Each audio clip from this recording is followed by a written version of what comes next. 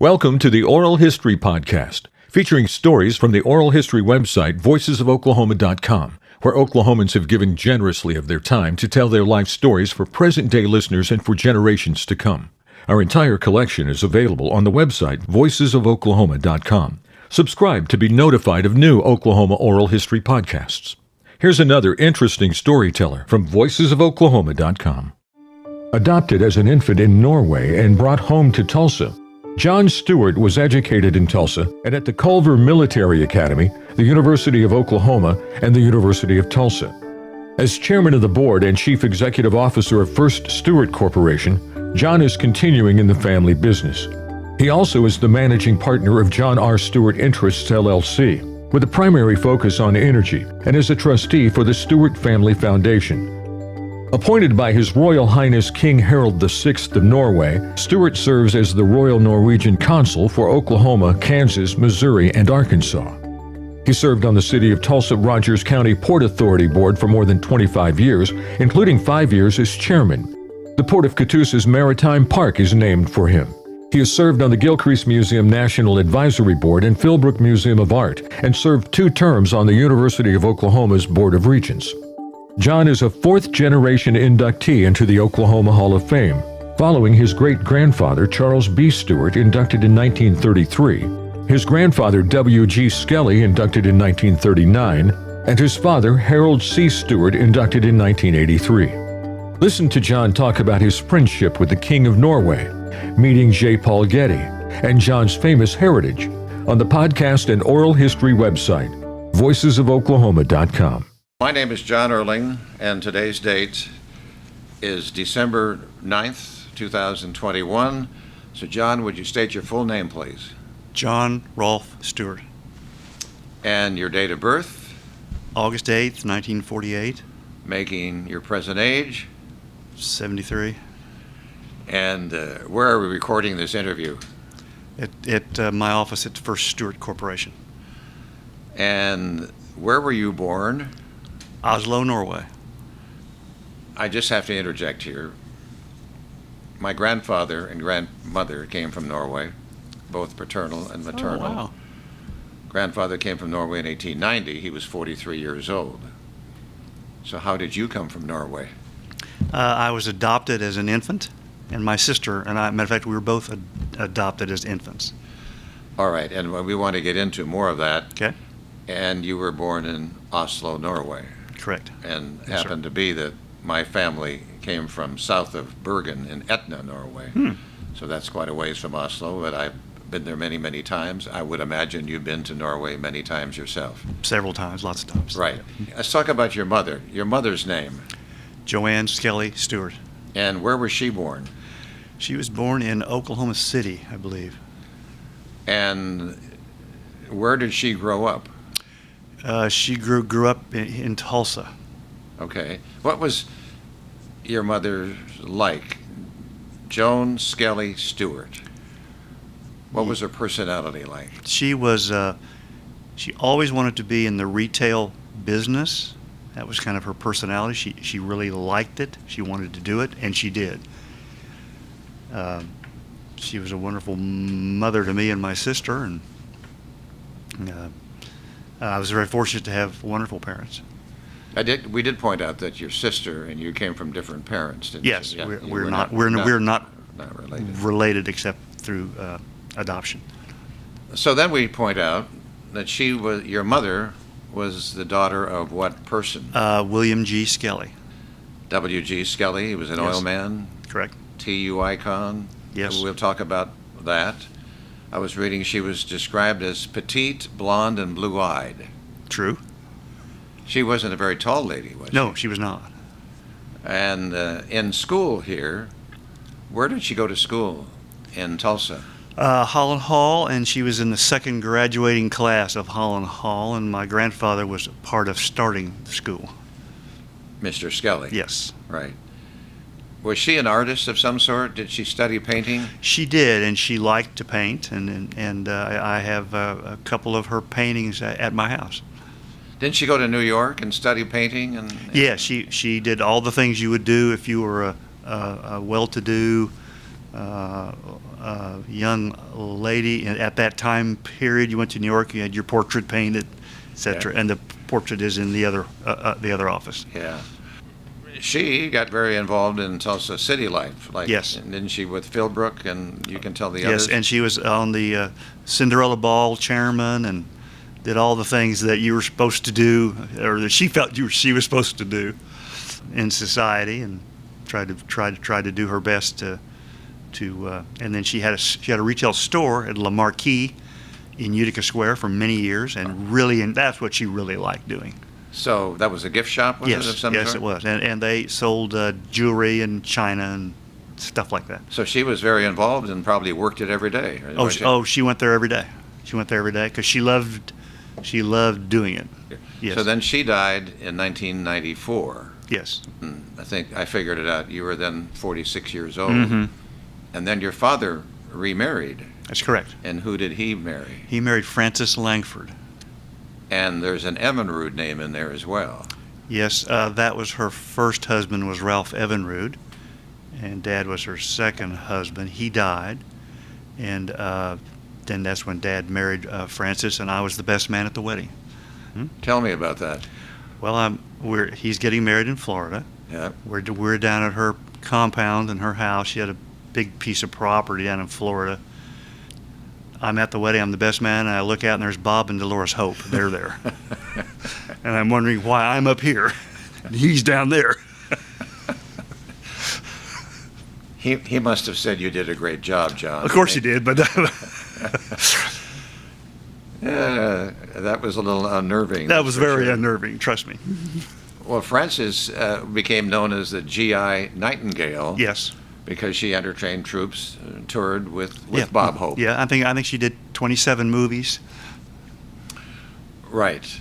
And you have, I have a couple of her posters yes, you do.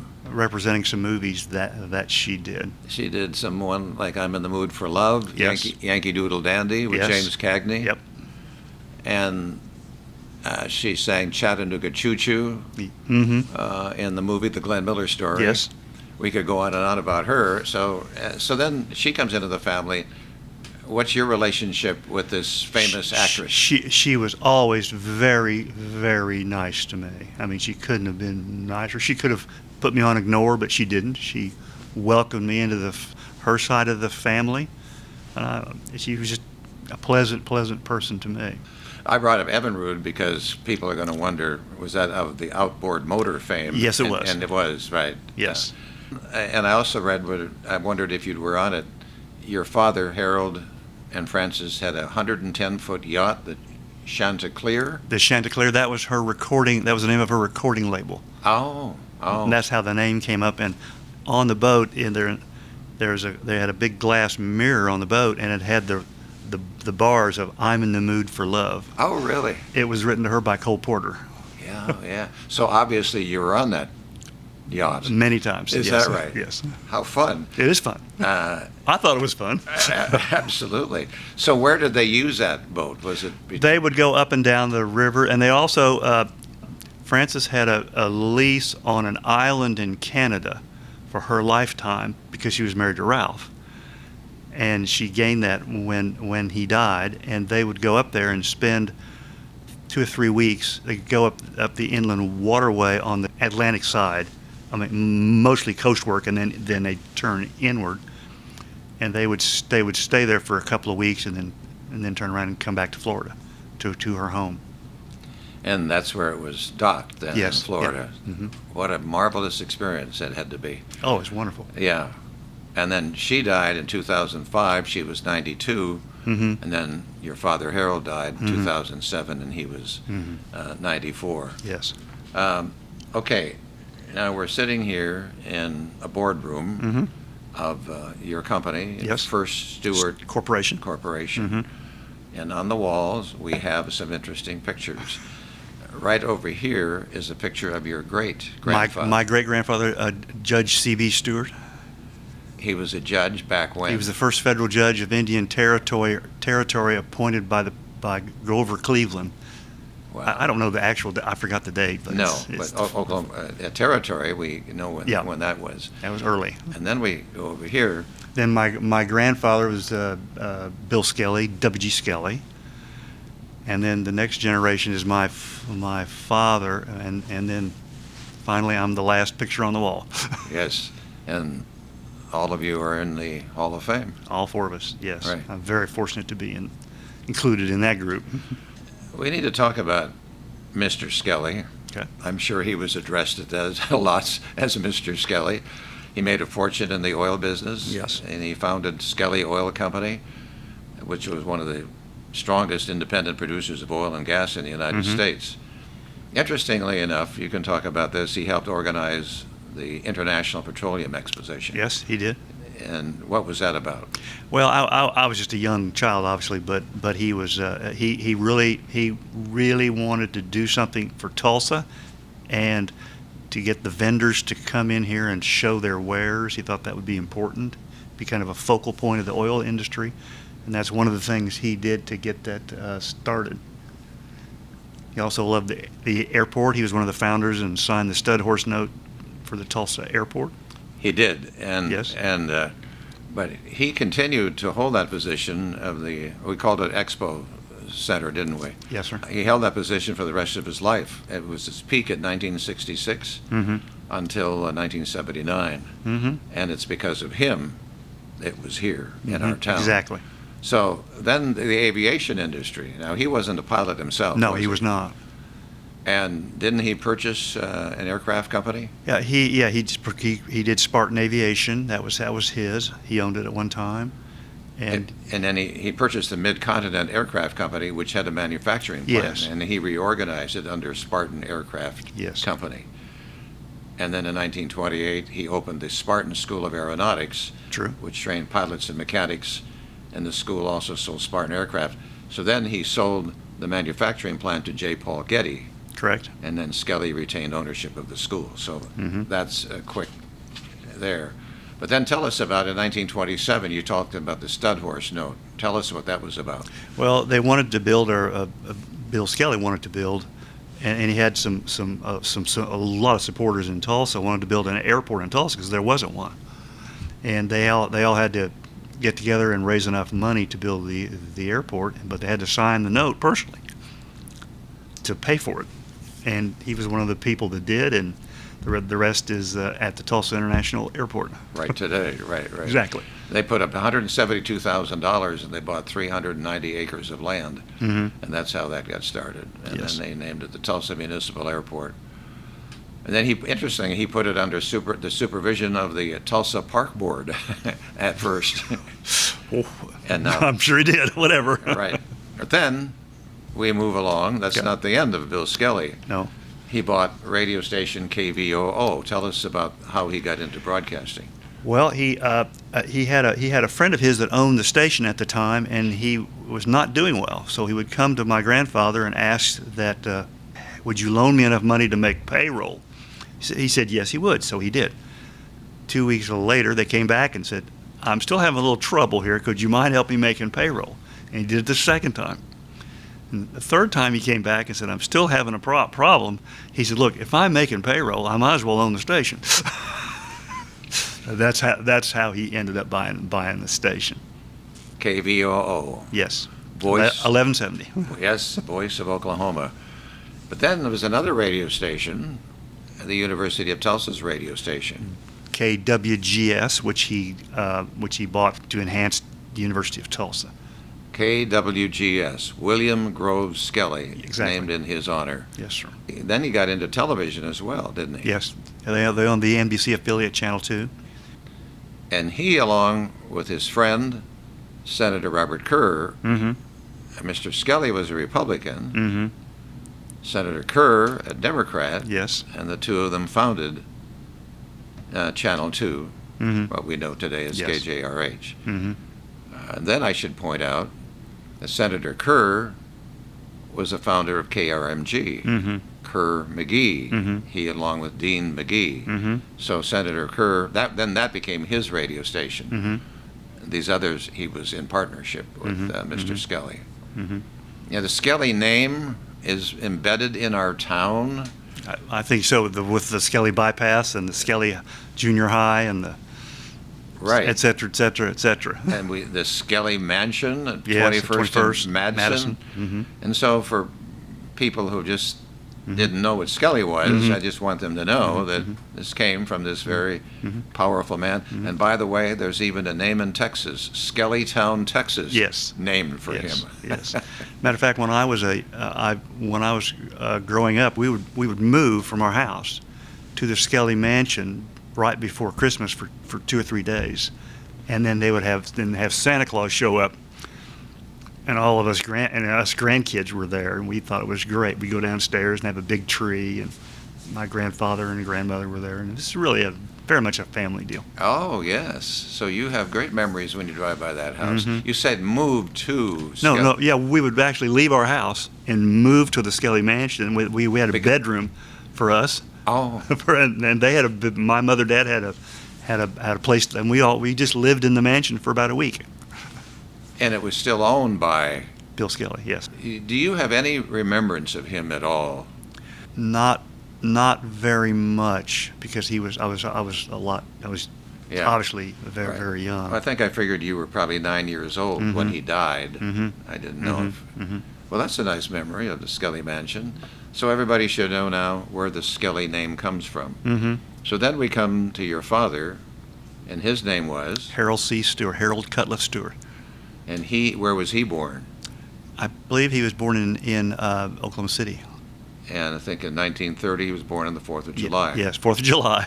And he went to school over there in Oklahoma City? Yes, he did. I think he was the first elected president of Harding Junior High School. And then he went on to Classen High School. Yes, Okay. And then he got a law degree. from University of Virginia, All right. and he did his undergrad and college there at Virginia. Okay. All right. And then when he comes out of law school, then what does he do? He starts a law firm in Tulsa, and it's still in effect to this day. And the name of that law firm It was Durner, Sturt, Sanders, Daniel, and Anderson. started out as just Stuart and Durner, didn't it? To begin with? It did. Yes, it did. Right. So your father, what kind of person was he? His personality to you? He was driven. He was strong and forceful, and he didn't like taking no for an answer, as I recall.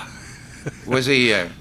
We're talking about how he became a military man. Was he military around you? Everything No. had to be da-da-da, or? No, not until I went to Culver Military Academy, Okay. which is fine. But I enjoyed that. But he was super. I'm very fortunate. He was a super dad to me. Yeah. Probably gone a lot. He was pretty busy. He was busy all the time. So he was appointed a judge. Yes, he of was. What? He was a common pleas judge, I believe it was. I think Yeah, that's what he yeah. told me it was. Right. I believe, as I recollect. And which made him the youngest judge in the state. Yes. Your father, Harold. I think he liked being a lawyer more than he liked being a judge. Oh, is that right? I think so. Yes. Yeah. When were your parents married? Not in 1938, I believe. All right. You know, I was just, when I was preparing this, I was thinking, it took a strong man like Harold Stuart to come to Mr. Skelly and ask for the hand of Mr. Skelly's daughter. Not just anybody could have done that. True. Can you imagine that? Yeah? Yes. I can see that easily. Yeah. But maybe a lesser man wouldn't dare to have done Right. that. Exactly. Precisely. Your father and Mr. Skelly obviously had a good relationship. That was my understanding. I never saw them have a crossword. So he enlisted in the Army Air Force in 1942. Tell us what he did. He told me he was, because he was a judge, he was offered, because of his past judicial experience, he could come into the Judge Advocates Corps, and he didn't want that. He wanted to go fight. So he decided he would just walk on in the Air Force, just walk in and sign up. And he did, but he was still too big to fly a plane. So he was not going to be a pilot clearly, but he moved up quickly through the ranks and retired as a colonel, a full colonel in the Air Force. I see he was assigned director of the 9th Air Force Combat Intelligence Section until Yes. 1945. Then I believe he came back to Tulsa.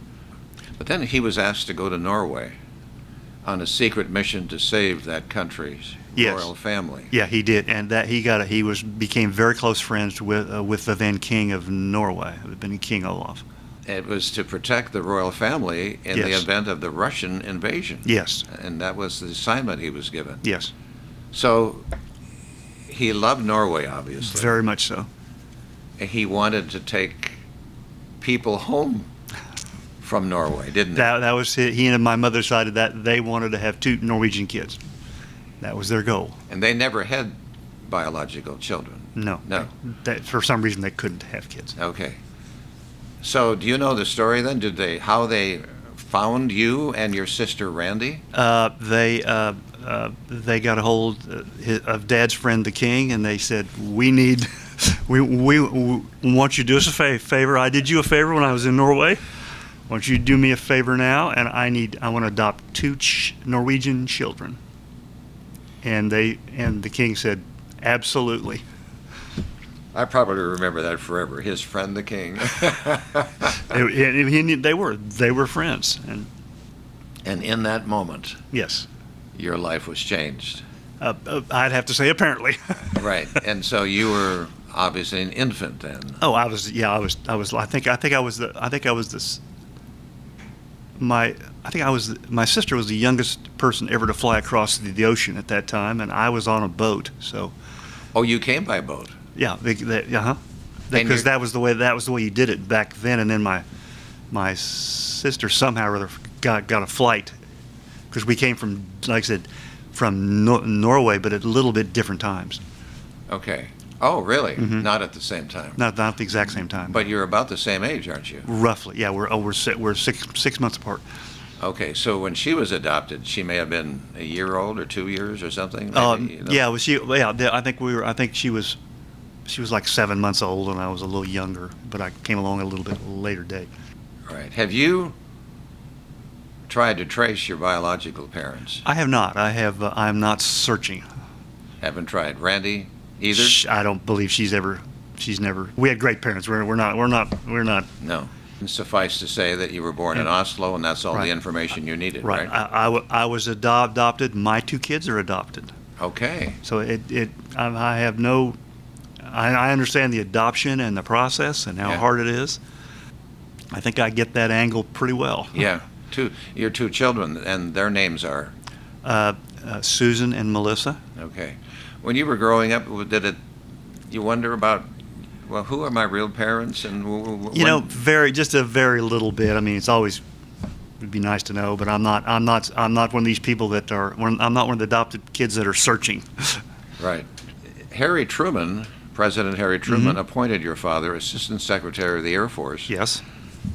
And then he got involved with Douglas Aircraft Company, didn't he? He liked Douglas Aircraft Company a great deal and wanted it to prosper. And he got them to move the aircraft manufacturing back into the abandoned Air Force Plant number 3 in Tulsa. Yes, sir. Just think about this. Did he talk about this? He played poker with Harry Truman. Yes, he did. Or he told me he did. Yes, he did. He did. Any story about Harry? He never told me any stories about that. And I didn't ask him about it because I didn't think if he wanted to tell me, he'd have told me. Right.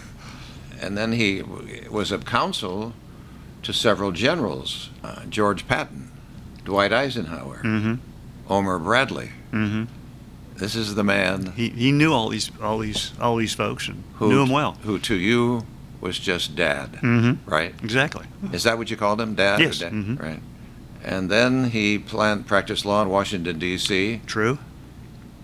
and then that's when, maybe we mentioned this, that Mr. Skelly asked him to join him in the deal to start KBOO and Channel 2, so we kind of touched on that, didn't we? And then Dad started a law firm in Tulsa also. So there were two places where he was, and we would summer in Virginia Beach, Virginia.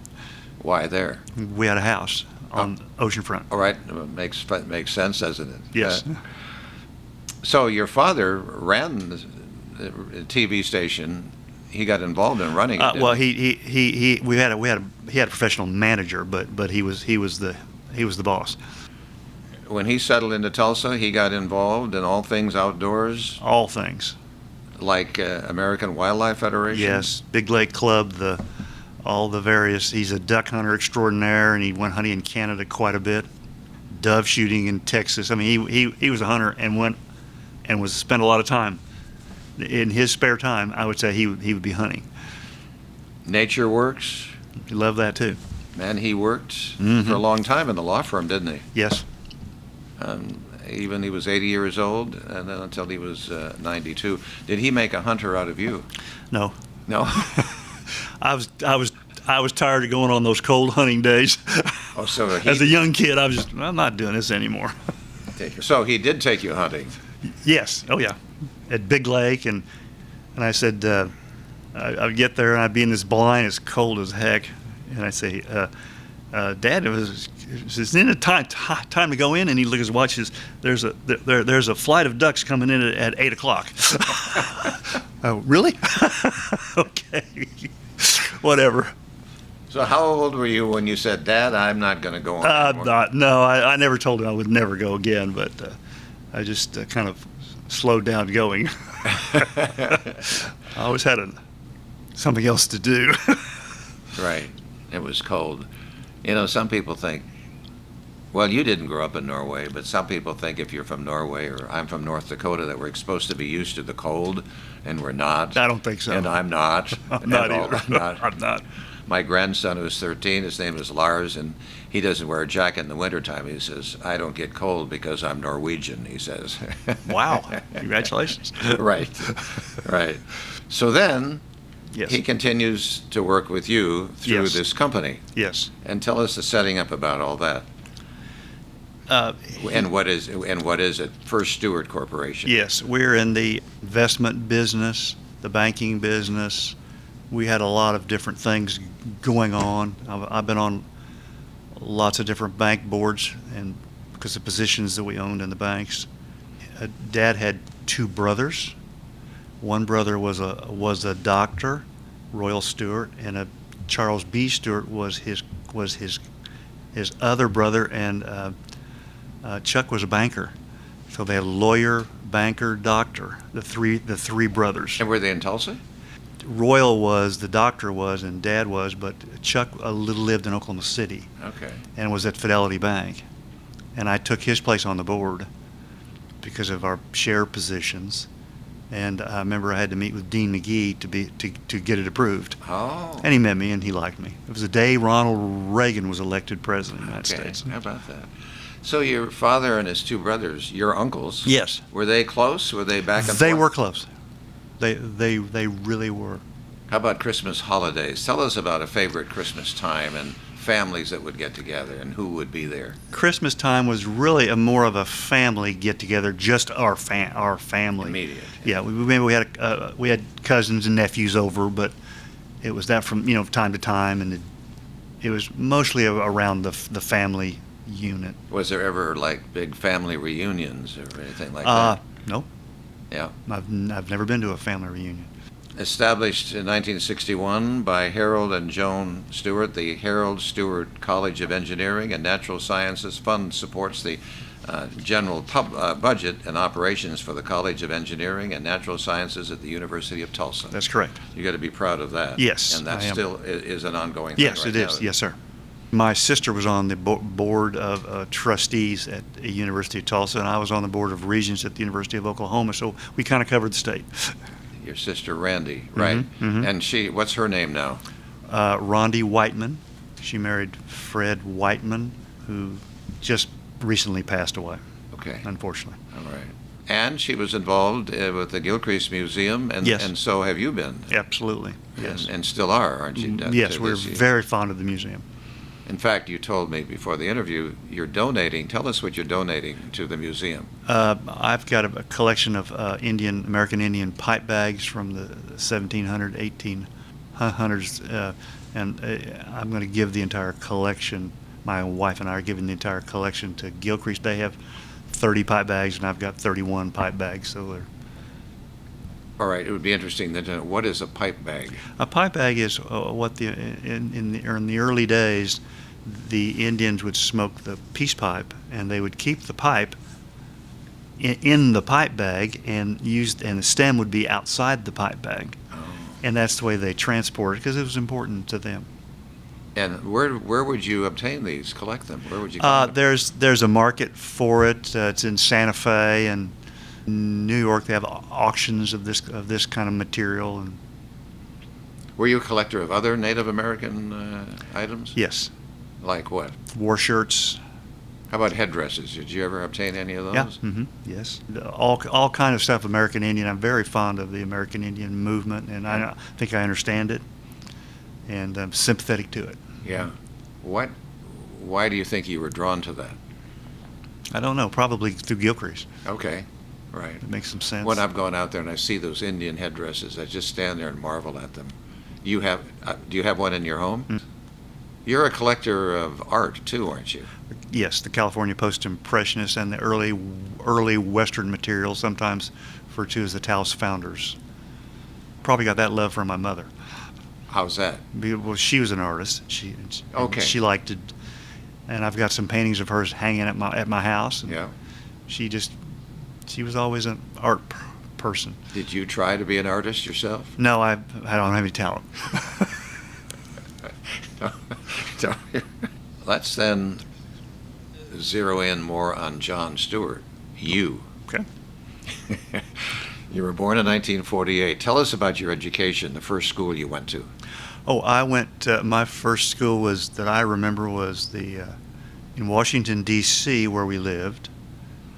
I went to Peter Pan Elementary School, I think it was called. Oh, really? Yeah, it was. I believe that's what was the name of it. I was shocked to find that out later. Then when we finally did move to Tulsa, I went to Holland Hall, and then a public school, Edison, and then Culver Military Academy, and then University of Oklahoma, University of Tulsa. Okay, let me bring you back Sure. to Culver Military Academy. Yes. Why there? My dad knew a lot about it. I think he knew the superintendent was a very good friend of his, and he thought I'd really like going to school there, and he thought it'd be good for me, and so I said, sure, I'll go. And that was your high school? Yes. Right. So 4 years? Yes. 67 graduate. And if he thought it was going to be good, did you think it was good? Oh, yes and no. It's a different experience when you're it's a lot different than going to Barnard after school than Holland Hall. But it was fine. It was fine. It was fine. Because you went away to school then, you were what, how? Yeah, I was 14? Yeah, right, exactly. That had to be quite an adjustment. It was, but I enjoyed it. It was okay. You did like it. It was okay. And where is that located? In Culver, Indiana. Okay. Your sister Rondi, where was she schooled? She was at Holland Hall her entire time. Okay. They didn't send her to a military academy. No, I guess not. Do you think your father wanted you to be in the military as a result of that? I don't think so. I think he wanted me to join the military at some point in time, and then the draft came along, and I decided I better join rather than get drafted. So. Okay. And I was a freshman at college, so I joined the Oklahoma Air National Guard at the Tulsa Airport. Okay. And I was stationed out there. That was my military career. Oh, really? Yeah. At Tulsa Airport? Yeah, that's where it was. Well, that's almost shocking, isn't it? I thought it was great.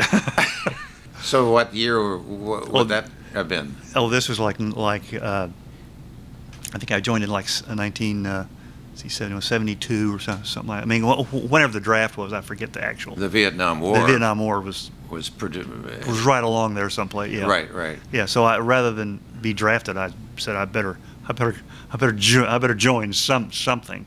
Yeah. Join the Oklahoma Air Guard. I did that, and I did the Army Reserve. Mm-hmm.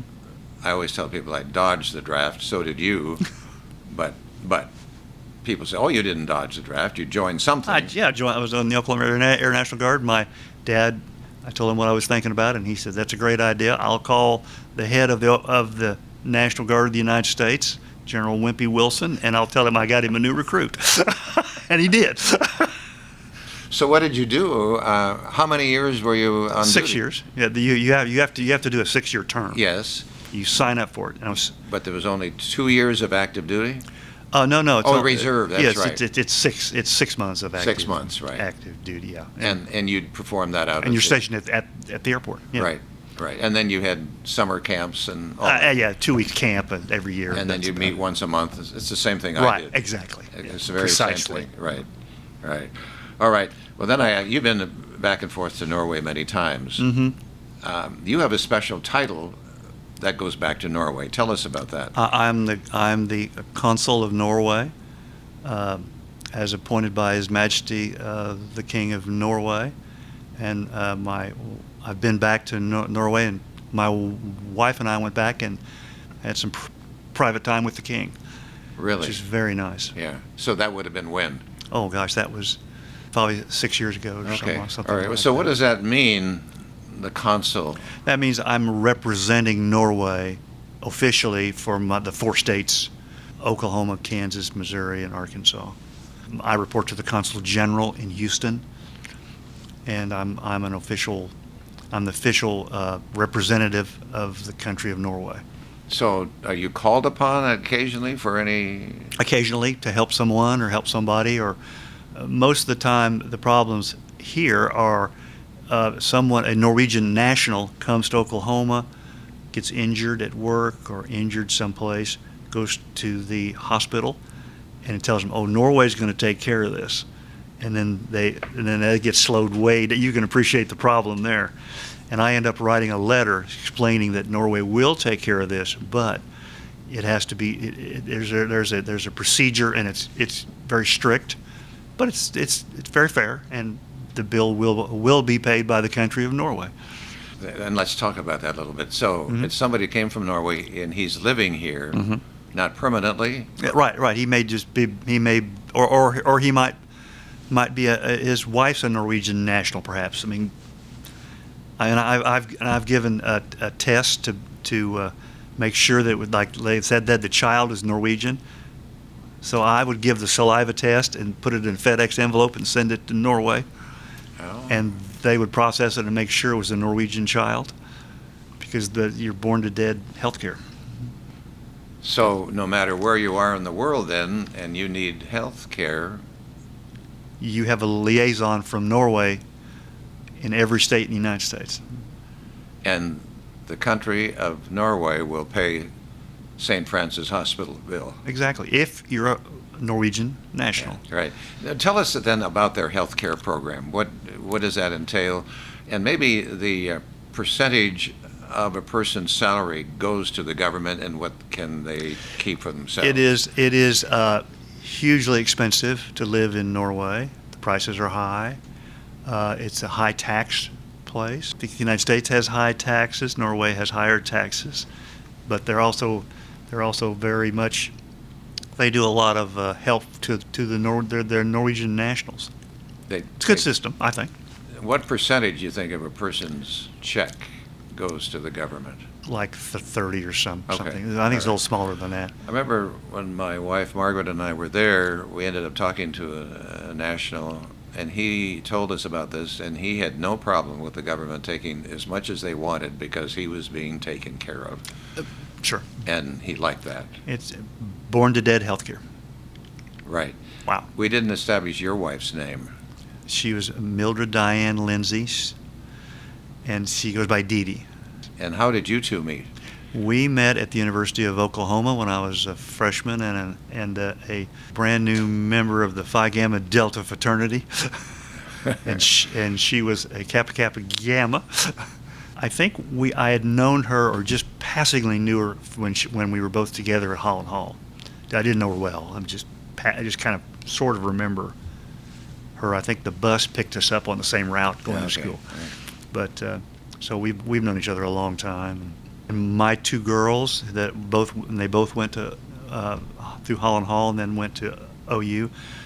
They both are Pi Phis, and my wife got over it. Time to move on, wasn't it? Time to move on. By the way, did your parents try to preserve for you any of the culture of Norway. And at Christmas, it's such an important time in Norway. So I'm going to bring up things like lefse and lutefisk and things like that. Did they try to bring that, to keep that with you? They did not. Okay, so they didn't Nope. raise you in a Any Norwegian setting or thought process of at all. at all.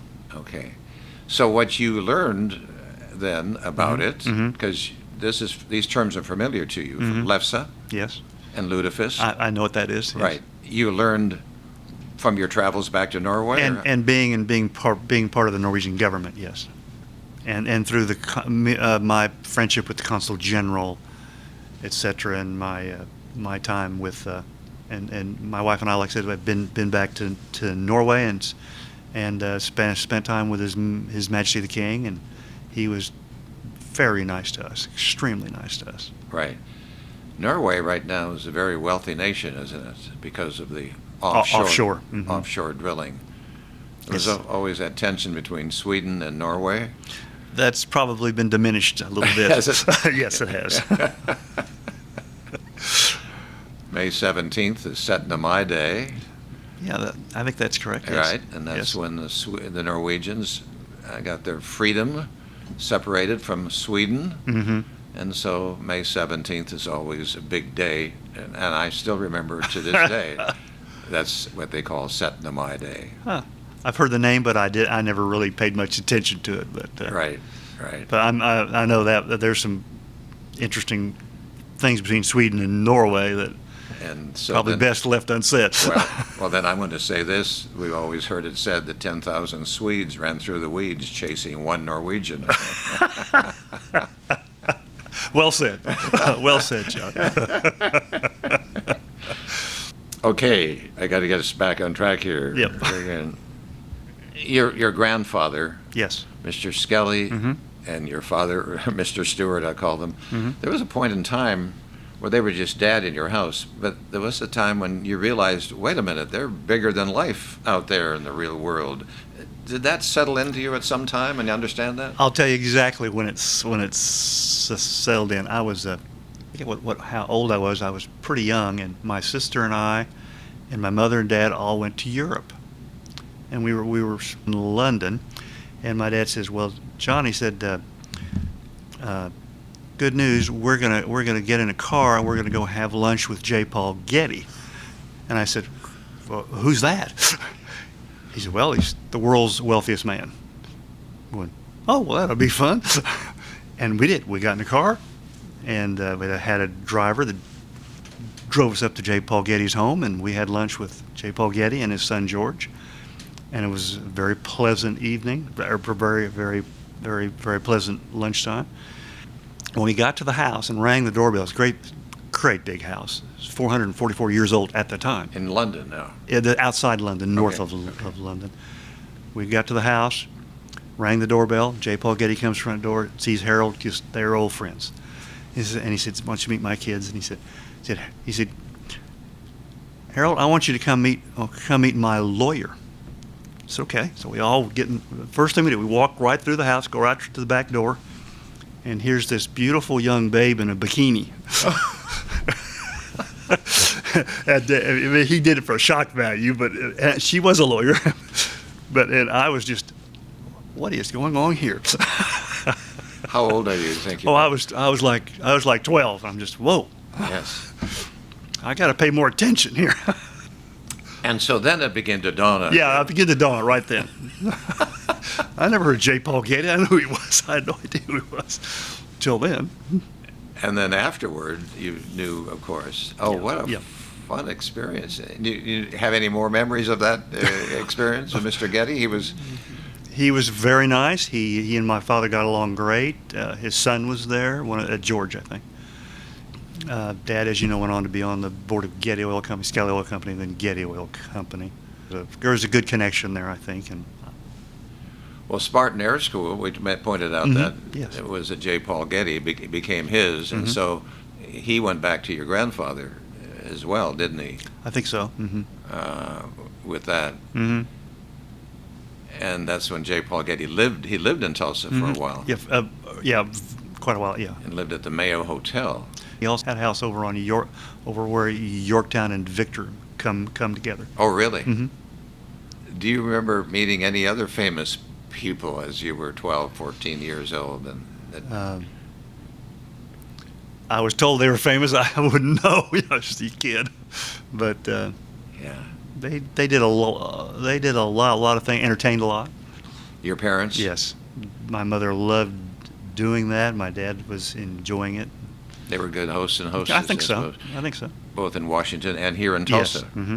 So you had many gatherings. Met a lot of different folks. What's the first house you remember living in? Oh, in Washington D.C., we had a home on Foxhall Road. Pretty house. How long did you live in Washington? We would live in Washington in the summer and then go back to Tulsa. And then we lived at Virginia Beach for a while, then go back to Tulsa. He went back and forth. He had a law firm in both states. Okay. All right. So as a teen then, Mm-hmm. or as a youngster, Mm-hmm. what did you do for entertainment, like movies or radio or TV or any? TV. We go to movies occasionally. What about food served in your family? Was it a special kind? Were they very conscious of the type of nutritional food you had? I didn't see my mother cook very much. They had help, and they would serve the dinner, and it was a big deal to be at dinner. Okay. The time was set. You were there at dinner, or you didn't get dinner.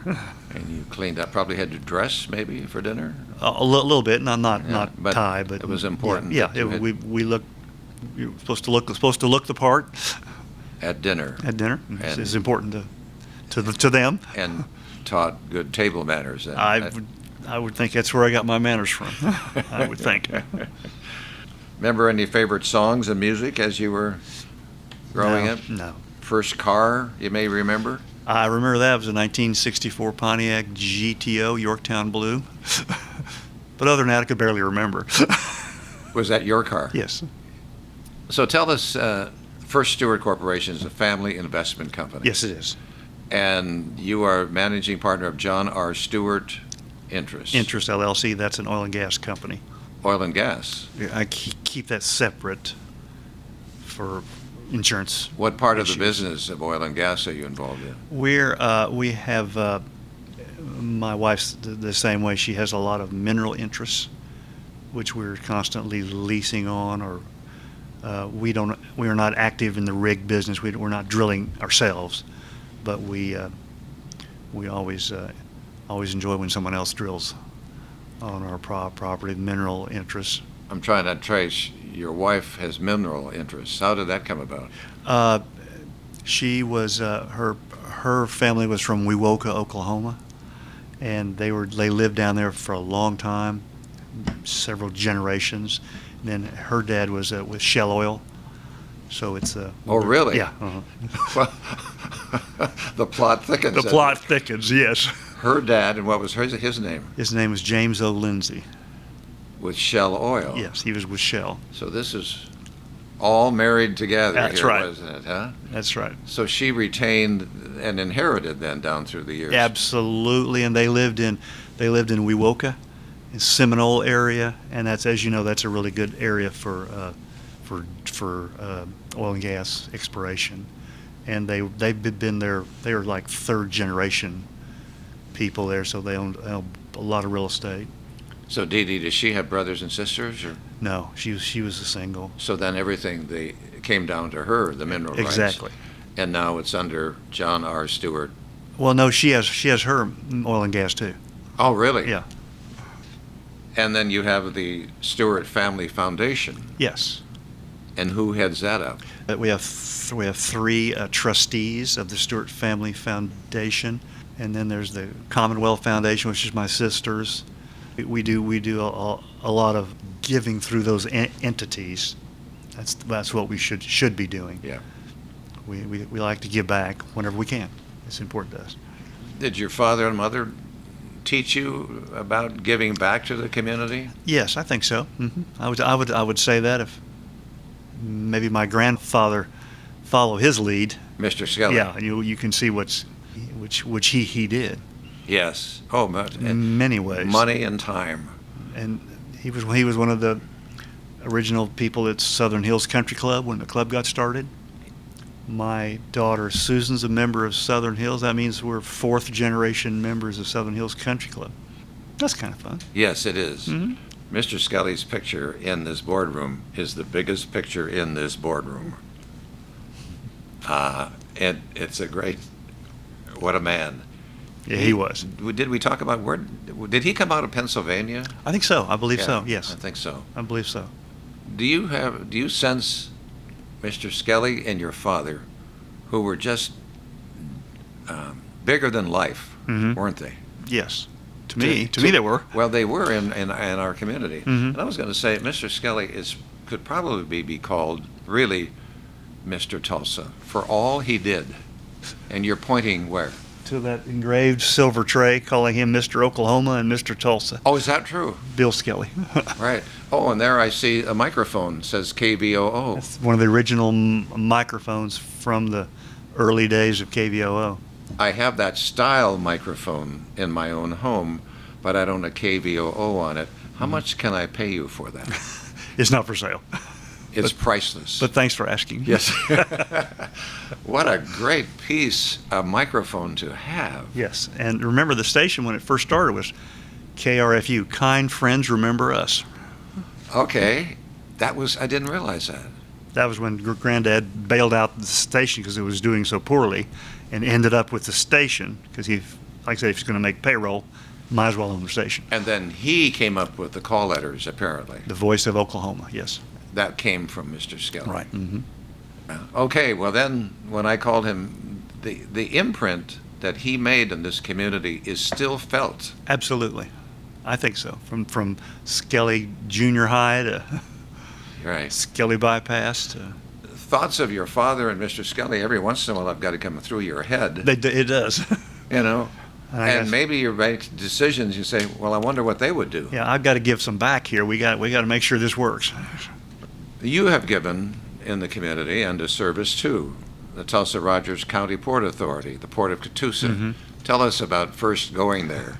That was when I said that my father said, John, we're dedicating the port. I want you to go with me out to the port. And I'm going, what port? What are you talking about?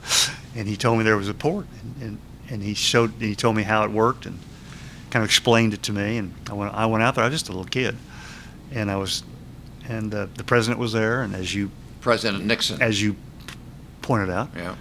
I was kind of shocked that this thing developed right in the middle of Oklahoma, and then I was offered someone offered me a slot in Port Authority, and I said I can do that. So I went out there and I enjoyed going. I enjoyed seeing what they were doing, and gosh, they had a lot of employees out there. 4,000 people were working out there. There's a lot going on out there. And how many companies now do you think are out there? Oh, there's probably 50 companies out there. Yeah. It's a really unique asset to the state of Oklahoma. When I was with the King of Norway, I started telling him about the largest inland port in the United States. He started asking questions. He wanted to know all about the port. Yeah. So he was talking to the right person. Has the King of Norway now, what's his name? King Harald. Harold, right. How old would he be?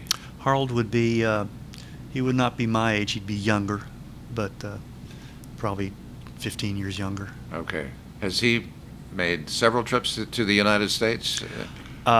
He's never come down here, but I don't know how often he gets out of the country. Has he been in the United States, you think? I'm sure he has. Right.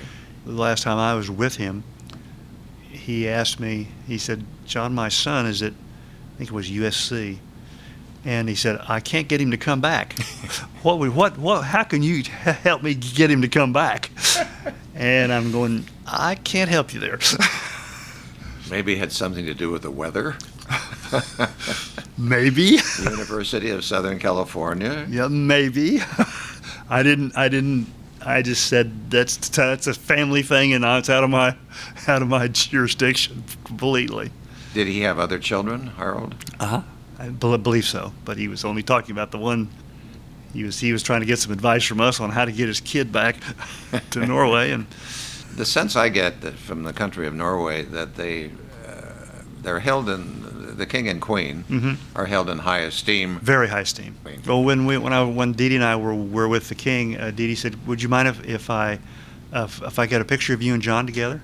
And he said, "That'd be great." Said, "Did you bring a camera?" So she reaches in her purse, pulls out a little small camera back in the day before cell phones. And he goes, "Wait a minute, I got that same phone Saturday." Not phone. I got that same camera Saturday. Tell me, how do you work this? And so they're over there powwowing on how to use the camera. And she got some nice pictures of the king and I. Yeah, the king and I. Seemed like there was a musical. I believe there was. You were in the residential, in the palace. Yes, well, which is not open. The palace is never open to visitors, and it is private, and they strictly adhere to that. You're invited in.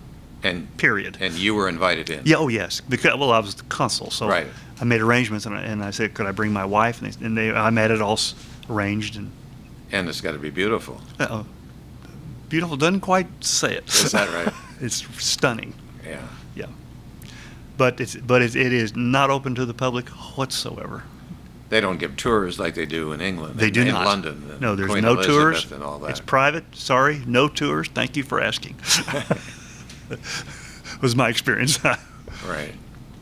How is Norway dealing with immigration now? Do you recall? I think it's a problem, and it's getting worse, and they're wrestling with it also, because if you're a Norwegian, you're at a different level of a member. They're cradle to grave healthcare. Yeah.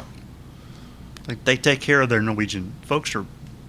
It's a great country. But they do allow immigrants in, do they not? As far as I know, they do. I didn't You get don't into know. conversation about it. I didn't. Right. You have we strayed a little bit there, but that was Yeah, way interesting. strayed. No, but it's fun. It's interesting, and that you had that. Still have. I mean, if you wanted to pick up the phone and talk to the King of Norway right now, you could do it. Mm-hmm. Right. Well, I work for him. Right. Where's the phone? Let's call him. I've got another Norwegian, third generation, sitting here. That's you right. could I got say. my friend here who wants to Right. talk to you about Right, a couple of issues. His grandfather came from over there. That's funny. Yeah. But then you've given your time to the University of Oklahoma, Board of Regents. Yes, I have. And how many years did you do that? 14 years, 2 7-year terms. Enjoyed it immensely. David Boren was the president, and we got along fabulously. Yeah. We often ask people their advice to the young who are listening. They're listening Okay. back to these stories. Okay. You've got these great men in your life and all. Do you have any advice to young people graduating from high school or college? Look around Oklahoma very carefully. There's lots to do, lots to enjoy. We're a very fortunate state, I think. And I'm very pleased to be from it, have anything to do with it. There's a lot going on in Oklahoma. I'm not saying there's not anything going on in other states. There clearly is, but I think in the totality of it all, I think Oklahoma holds up beautifully well to other bigger states and more populous states. And because it's a young state and it's not as populated as others, I think it's easier to make a name and a way for you in this state. I agree. I think you're right, John. I think you're right. There's opportunity is what you're Yeah. getting to. And So then I ask people is how would you like to be remembered? I have to think about that a minute. And nobody's asked you that, have they? I don't think so. But at this young age of 73, how would you like to be remembered? Probably as a good parent. Yeah. Do you know any Norwegian phrases? Did you speak any Norwegian? Did No. you pick up on that? No, I don't speak any All right. Norwegian. I want to thank you for this. Oh, of course. And My pleasure. I think we say in Norwegian, "takk for sist." Have you heard that term? I have heard that term. "Takk for sist," meaning thank you for Yes. this, right? And then you would say "vel bekomen." Okay. I'll be coming, yeah. Yeah. And I can go into the accent of Norwegians pretty fast, and you probably can too. If you end any sentence with the word "ja," it probably works, but that might be a little bit short-sighted. Right. So I could say "ja, ja," and Merry Christmas to you. I've been fortunate enough to been associated with Norway. Let's put it that way. Yeah. Right. Thank you, Jon. This was fun. Thank you, Jon. Appreciate your kindness, sir. Yeah. You have been listening to the Voices of Oklahoma podcast, stories taken from the oral history website voicesofoklahoma.com. At the website, you will discover an array of storytellers. Many you will know. Some will be new to you, but all will be worth your time. This work depends on listeners like you, who are interested in learning about the great people of Oklahoma. Our website provides an opportunity to donate to this 501c3 project, which preserves Oklahoma history, one voice at a time. voicesofoklahoma.com